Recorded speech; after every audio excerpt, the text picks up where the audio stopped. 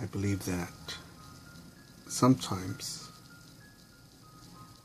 it's about not caring, like some other morons.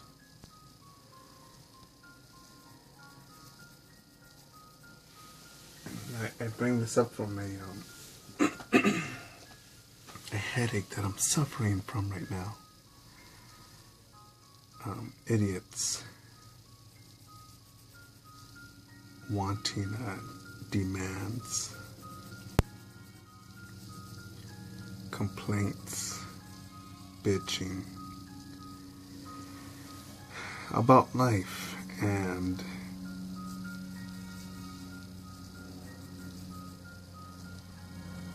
I think of Jordan Peterson's "Don't cast pearls before swine," because as you've traveled, as I've traveled, as I've been here and done that, and gone through life, I've calculated, tell me if I'm wrong, that the amount of artwork, designs, creations, money I've made have been my choice. I could have done more overtime. I could have done more studying. I could have traveled more. I could have risked more and earned more. But I'm not here telling you guys, hey, I've been through all of this and all of that, and you guys, I know some of you guys have money, so why don't you give me some money because, you're learning from me, or I'm sharing my stuff, or whatever fucking stupid, corny ass reason I could give you. But there are people that believe, no, you're right. You should be complaining to your viewers, to your students, to anyone who pays attention, because obviously you deserve it. You've earned it. And those people are out roaming the streets. Those people are out reproducing.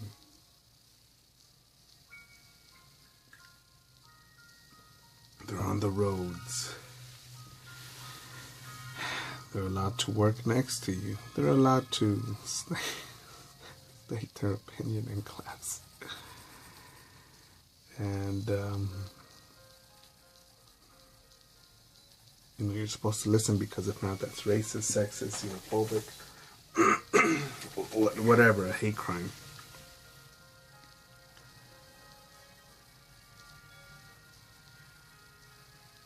And being hit by such stupidity. No, I am not kidding that at times I do get lightheaded. Like right now, I'm just, it almost feels like a coming down from a strong caffeine buzz.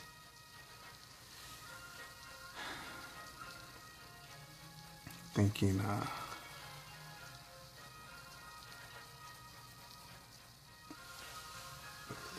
had I unfucked myself sooner, I probably would have encountered less fucking morons like that. And I do have to admit that I was raised by morons, wimps, idiots. But there were a couple good people there, a couple good mentors in my early days. But no doubt that a majority were just wimps, people that,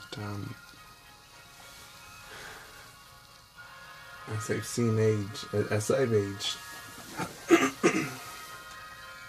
yeah, you know what, we have another car more than me, 2 cars more than me, 3 or 4. But that's not your dream car. You may have a bigger, shinier house, but for some reason, I get the vibe, and I bet you this pencil that it doesn't feel like a home. It feels like an address, it feels like a house. But does it feel like a home? And to me that's a huge question. I think when you're at a home, I'm trying to think even if I live in a home. Here, I'll imagine here I could lay down, put my balls on the couch, or draw.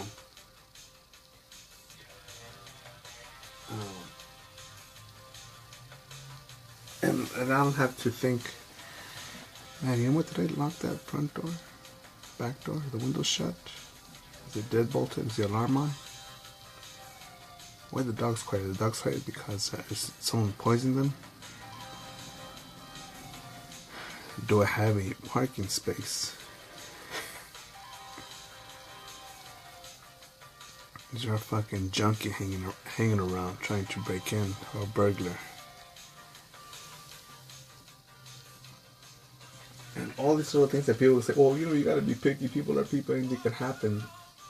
I say, I lived in places where, I'm trying to think of this one place. If I ever saw a house key there.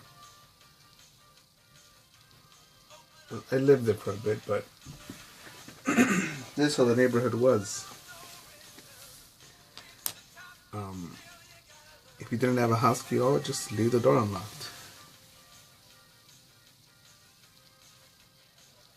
Imagine that. You don't have a house key, just leave the door. And having a locked door was more of an inconvenience than coming in and out the house.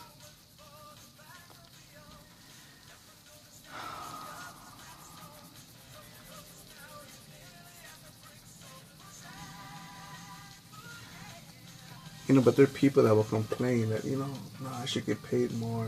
I deserve this. You're in the way. You need to do that. No, man, this isn't fair. Life isn't fair.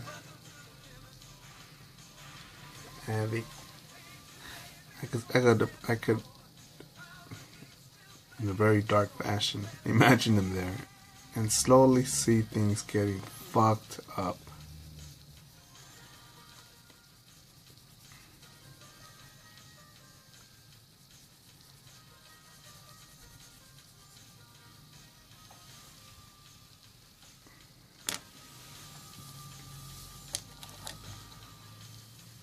And again, my escape route is simply put people and classify them as these are simply mysteries of the mind as to why they think or behave like that.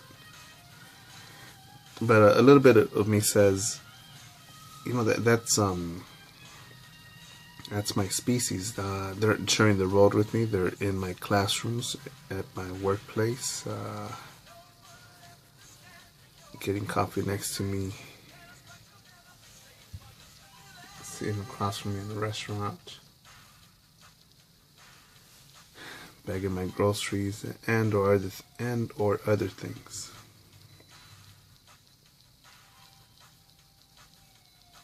So it's sort of like, I'm trying to think if it's like no, I don't think I'd be exaggerating if I was to say that. Think of it like a dog with rabies. You don't want to get too close to it because it could fuck you up. It could pollute you or hurt you physically and more unknowingly, mentally.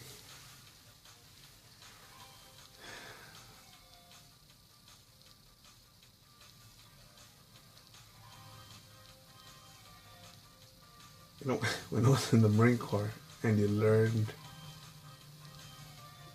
basically to have your universe, what matters,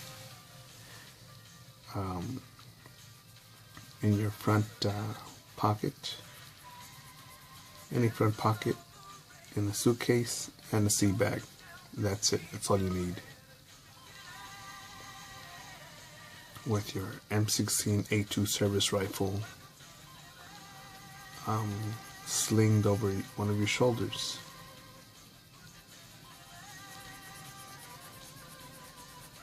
And that everything else is it's a bonus. It's a luxury. And some people could think, hey, I'm bullshitting. No, man, why you got this? Why you got that? I don't fucking I don't hold my little teddy and be like, this is the most precious thing in the entire universe. Or glance at a high school yearbook like, oh yeah. Those were the days. Fuck that. Those were the fucking some of the lamest days of my life. We're thinking this is cool, that's cool, this is important, this is the universe. Oh, she's hot, she's the best. I'm thinking, no.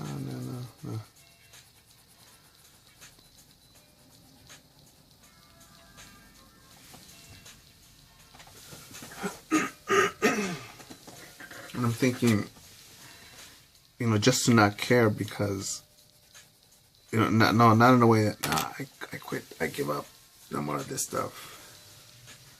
No. More in the sense of, this life is finite. And I'm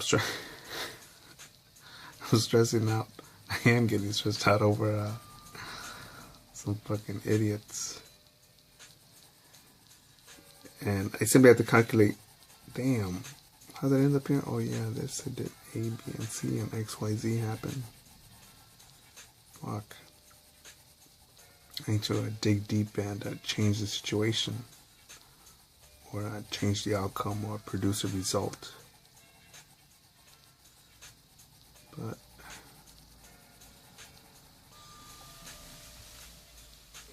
it's like saying,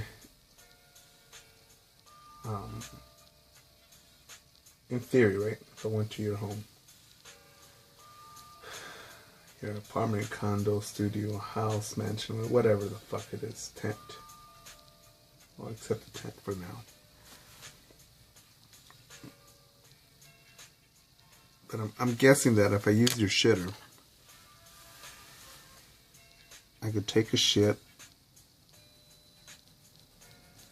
wipe my ass with some toilet paper, and flush it away.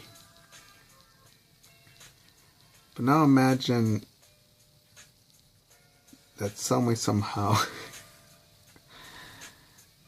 that people will find it normal that, oh, you know what? Yeah, we could flush our shit away, but no, we don't do that around here. We scoop it out. Here's your dishwashing glove, and put it back too. And then you put it in this bucket, and you take this bucket around the tree, and then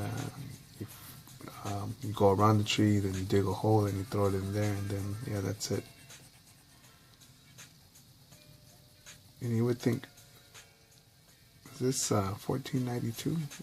Or is this 2018? And there's no, I'm trying to think if there is a crime against that, wasting toxic waste or raw sewage. But it's something like that. And I do look at, I think I might even leave that white right there. And I do look at a lot of things like that. Why isn't this person, that person, them, they, zimzer going full throttle? Because as they're not going full throttle, in some cases they have the brakes locked on. The brakes are the brake pads are causing sparks. There's no engine. There's no oil in the engine. Smoke coming out. The muffler's missing the catalytic converter, so it's just a straight out pipe throwing black smoke and sparks.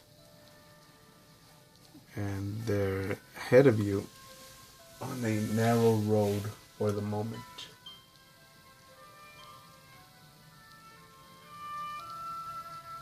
So you could either go way less in the throttle yourself, let the people pass you by, or even let more people ahead of you so that they could pass you by, but then you get further even back, or you may even have to stop. And like, these people are on the road.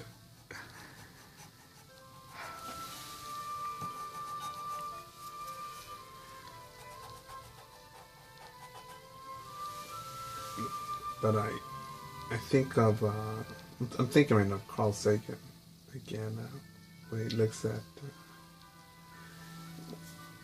I'm trying to think if it was Voyager, the satellite that went out of our solar system. And one of the last things it did is it aimed its camera back at Earth before it exited the orbit or the area of our solar system. And it was just a little blue dot, or as Carl Sagan called it, a pale blue dot. And he stated, everyone you've ever known, loved, cared for, known of, heard of, looked up to, that has existed, every human being is on that little blue dot.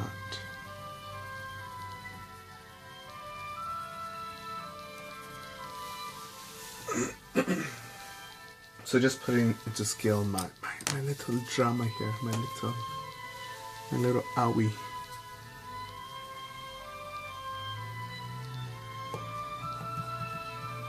I can add a little bit of black there.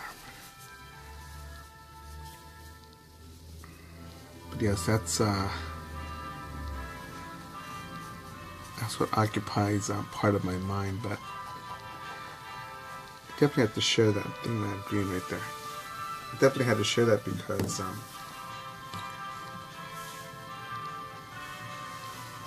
well, that's life. That is life. Should I add green to that? No, we'll do that. Maybe we'll add green.